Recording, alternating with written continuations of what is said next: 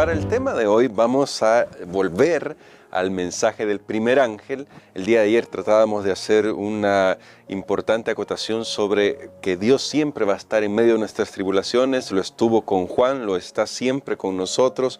Y hoy volvemos a Apocalipsis 14:7 a considerar esa expresión, pastor, adorar al Creador, y adoren al Creador que hizo el cielo y la tierra, el mar y las fuentes de las aguas. Recuerde eso porque vamos a conversar sobre eso en un momento, pero antes vamos a orar.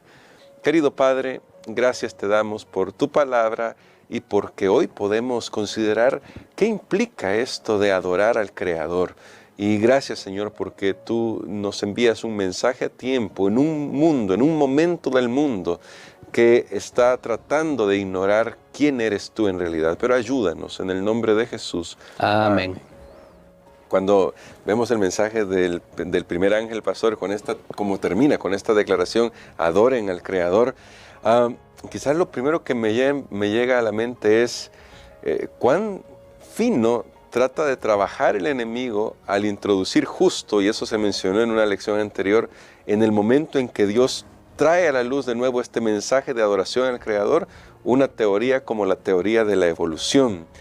¿Por qué es tan pernicioso? Vamos a repetir un poco algunos conceptos quizás, pero ¿por qué es tan pernicioso esa idea de la evolución? Especialmente porque se la reviste de científica, al punto que incluso hay cristianos que aceptan que Dios pudo haber actuado mediante la evolución. Bueno, lastimosamente la teoría de la evolución es creída por muchas personas, y yo diría también que la teoría de la evolución está siempre evolucionando. ¿Por qué? Porque por un momento dicen una cosa, por otro momento dicen otra cosa, porque luego se van descubriendo a medida hay nuevos satélites, nuevos telescopios y otras capacidades.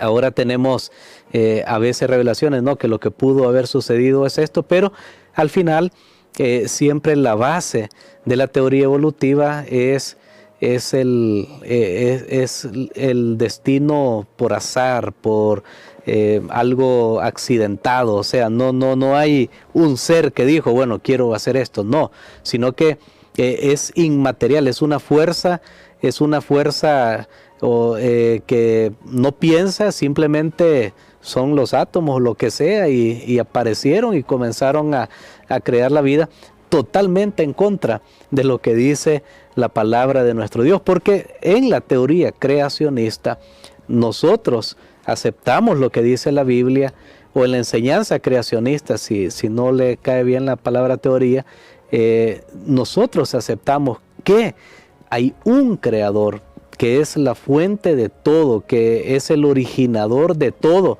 lo que existe en el universo. Y Satanás, como usted bien lo mencionaba, ha trabajado para disminuir la fe en la palabra de Dios, que muestra a un Dios creador. Porque al final, yo creo que esto está conectado con el tema de ayer. Si Dios no existe, si Dios no es el creador, entonces yo no tengo por qué adorarlo a Él. Claro. Y aquí venimos entonces al punto de la adoración. Si Dios no es Dios porque no existe, porque no es el creador, o si existe pero no es el creador, entonces ¿para qué yo tengo que adorarlo? ¿Por qué yo tengo que darle mi vida? ¿Por qué yo tengo que rendirle a Él cuentas? Veamos qué importante es, hasta dónde nos puede llevar la aceptación de teorías que no están basadas en la palabra de Dios. Por eso no es de extrañar que una persona que crea esto finalmente deja de adorar a Dios, deja de seguir los principios de la palabra de Dios, porque ya Dios no es más relevante para él. Ahora, pastor, porque justamente cuando vamos a Apocalipsis, en este mensaje del primer ángel, ese adorar al Creador definitivamente nos remite al libro del Génesis, a los primeros 2 capítulos, y nos llega a la mente este texto que es famosísimo: creó Dios, en el principio creó Dios los cielos y la tierra. Pastor, aquí la pregunta que quiero hacerle es, ¿cómo debemos considerar a este Dios que, por un lado, ayer dijimos nos acompaña, está cerca, pero por otro lado, Génesis capítulo 1, verso 1 declara que está por sobre la creación porque Él le dio forma a esta creación? ¿Cómo podemos llegar con nuestras mentes limitadas a entrar en una relación con este Dios tan poderoso que puede crear el universo con la voz, con su sola palabra? Bueno, creo que eso es lo extraordinario de ese Dios que es tan sublime que no lo podemos comprender. De hecho, yo solo les digo algo, nosotros no comentamos lo que está escrito en nuestra lección el sábado por la tarde, pero usted puede ver algunas de esas preguntas, son filosóficas y ahí se podría pasar bastante tiempo pensando una respuesta para cada una de esas preguntas. Nosotros lo hacemos aquí de una manera práctica, pero esto, por supuesto, tiene muchas implicaciones. Ahora, el punto es que ese Dios que es el creador, que existe antes que todo, y aquí es donde muchas veces, por ejemplo, la teoría de la evolución enseña, ¿no? Hubo un momento que el universo no existe, sino que apareció, pero uno siempre dice, bueno, y esa primera materia que hizo que apareciera, ¿de dónde salió? Y ahí está la lucha entre el creacionismo y el evolucionismo, pero ese Dios, si el universo no existía antes, entonces ¿dónde estaba Dios si Él siempre ha sido? Si Él siempre es. Por eso en la Biblia Él se presenta como el yo soy. Siempre se presentó en una situación presente. Él siempre está allí, en el pasado, presente y futuro no existe para Él, existe para nosotros, para Dios no, Él siempre está. Entonces, ese Dios maravilloso, grande, que existe antes que todo, y sin embargo que creó todo y que existirá por siempre, Él mismo creó una serie, si lo llamamos de esa manera, de seres vivos, capaces de reaccionar ante su existencia y ante quién es Él.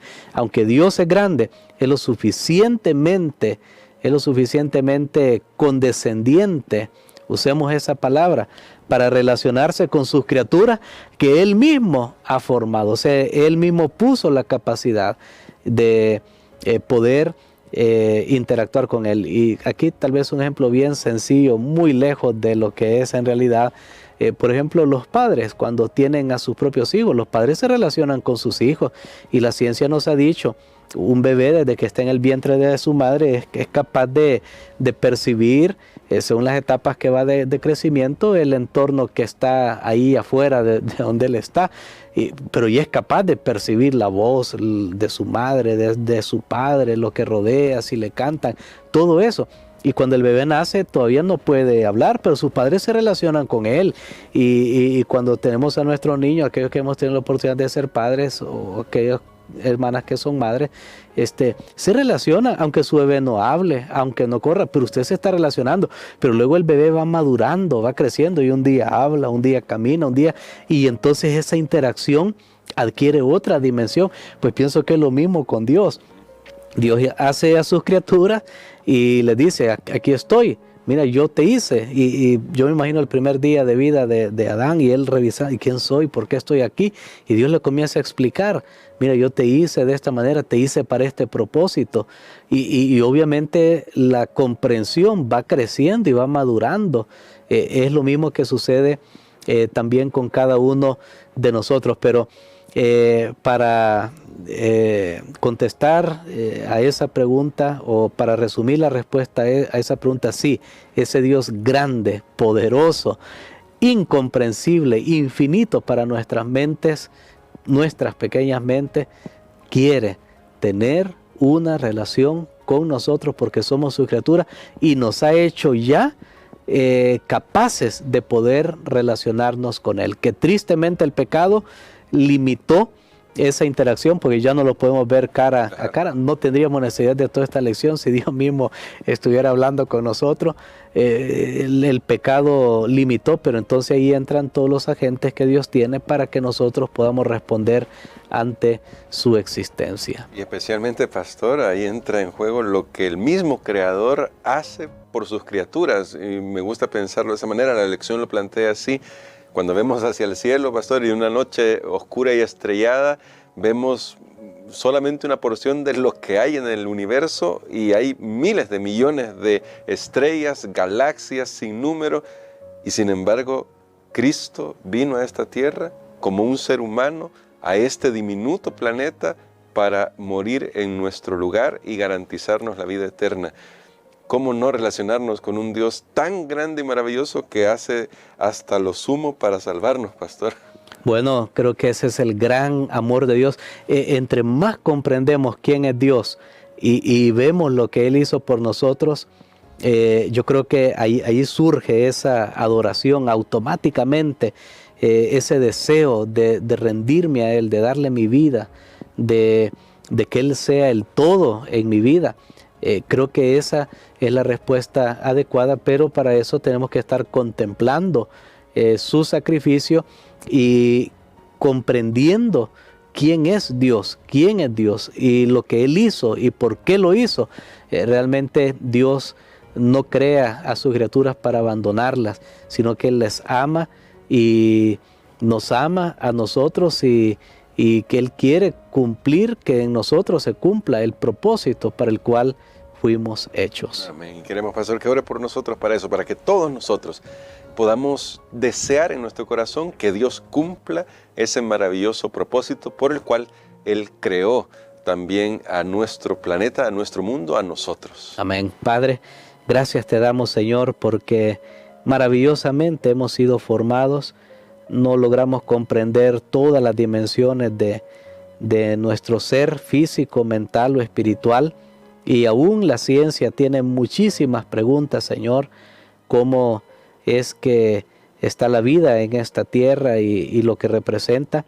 Pero nosotros, aunque no tenemos respuestas para cada una de esas preguntas, también sí tenemos la respuesta definitiva, y es que nuestra vida surge como un propósito tuyo para nosotros. Tú eres el Dios creador. Gracias te damos, Padre. Continúa manifestándote en nuestras vidas. Que alguien en este momento pueda aferrarse a esta palabra y saber de que hay un Dios eterno, un Dios de amor, un Dios que está interesado absolutamente en todo lo que suceda en su vida y que está dispuesto para ayudarle. Gracias por tu palabra, en el nombre de Jesús. Amén.